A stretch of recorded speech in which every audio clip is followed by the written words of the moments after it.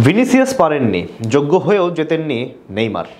এবার ব্যালন ডি'র ঠিকই ফিরবে তার আপন ঠিকানায়। সবকিছু ঠিকঠাক থাকলে অপেক্ষার প্রহর ঘুচিয়ে 18 বছর পর কোনো ব্রাজিলিয়ান হিসেবে এই প্রেস্টিজিয়াস অ্যাওয়ার্ড জিতবেন রাফিনিয়া। যদিও লামিন ইয়ামাল, লাউতারো মার্টিনেজ, এমবাপ্পের মতো তারকারাও রয়েছেন প্রতিযোগিতায়, তবে এসব তারকাদের ভিড়ে ব্যালন জয়ের দৌড়ে ফেভারিট রাফিনহা।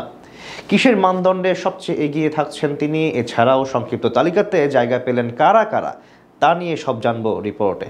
একটা সময় ছিল যখন বলা হতো ব্রাজিল আর ব্যালন ডি'র মেড অফ ইচ আদার। ইউরোপের বাইরের ফুটবলারদের ব্যালন ডি'র দেবার নিয়ম চালু করার পর থেকে 2010 সাল পর্যন্ত সবচেয়ে বেশি ব্যালন ডি'র জিতেছিলেন ব্রাজিলিয়ান ফুটবলাররা। রোনালদো থেকে রিভালদো, রোনালদিনহো, সর্বশেষ রিকার্ডো কাকা জিতেছিলেন এই প্রেস্টিজিয়াস অ্যাওয়ার্ড।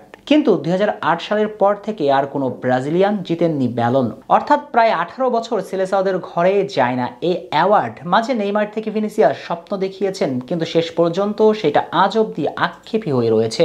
কিন্তু এবার বদলাতে যাচ্ছে দৃশ্যপট। ব্যালন ডি'র ফিরতে চলেছে তার আপন ঠিকানায়। 18 বছরের আক্ষেপ ঘুচিয়ে ব্রাজিলিয়ান হিসেবে ব্যালন ডি'র জিতবে বার্সা তারকা রাফিনিয়া।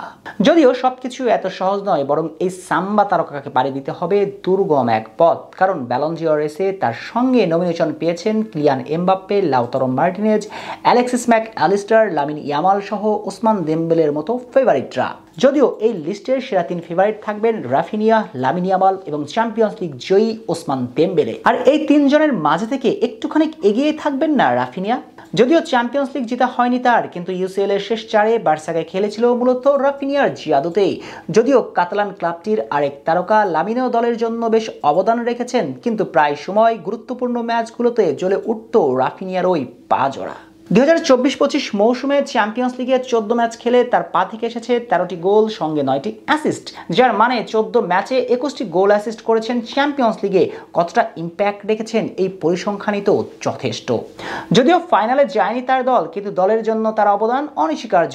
লা লিগাতে করেছেন 36 ম্যাচে 18 গোল এবং 11টি অ্যাসিস্ট, গোলে অবদান রেখেছেন 31টি। এছাড়াও কোপা দেল রেতে করেছেন 5 ম্যাচে 1 গোল এবং 4টি অ্যাসিস্ট। সব প্রতিযোগিতা মিলিয়ে 35টি গোলের পাশাপাশি তার আছে 21টি অ্যাসিস্ট। যদিও ঘাড়ের ওপর নিঃশ্বাস ফেলা ওসমান দেমবেলে দলের হয়ে জিতেছেন চ্যাম্পিয়ন্স লিগ, সেজন্য ফেভারিট থাকলেও ব্যক্তিগত পারফরমেন্স আমলে নিলে বেশ পিছিয়ে থাকবেন এই ফরাসি উইঙ্গার রাফিনিয়া দিয়াজের চেয়ে। এই যেমন চ্যাম্পিয়ন্স লিগে এই ব্রাজিলিয়ান বাপায়ের ফুটবলারের পা থেকে এসেছে 11 গোল, বিপরীতে ফরাসি তারকা গোল করেছেন 8টি। রাফিনিয়ার 9 অ্যাসিস্টের বিপরীতে তার অ্যাসিস্ট সংখ্যা চ্যাম্পিয়ন্স লিগে 6টি। দলগতভাবে অবশ্য পিএসজি তারকা জিতেছেন ট্রেবল, কিন্তু রাফিনিয়ারও তো আছে ডোমেস্টিক ডাবল। এছাড়াও চ্যাম্পিয়ন্স লিগের সেমিফাইনালিস্ট দলের ক্যাপ্টেন রাফা। তাই সব বিচার বিশ্লেষণ করলে এবারের ব্যালন ডি'র জয়ের একমাত্র যোগ্য দাবিদার রাফিনিয়া দিয়াজি। এখন শেষ পর্যন্ত কি হয় সেটাই দেখার অপেক্ষা, কার হাতে ওঠে এবারের ব্যালন ডি'র। 18 বছর পর কোনো ব্রাজিলিয়ান হিসেবে প্রথমবারের মতো ব্যালন ডি'র জিতবেন রাফিনিয়া, নাকি ফরাসি উইঙ্গার দেমবেলের হাতে যাবে এই অ্যাওয়ার্ডটি।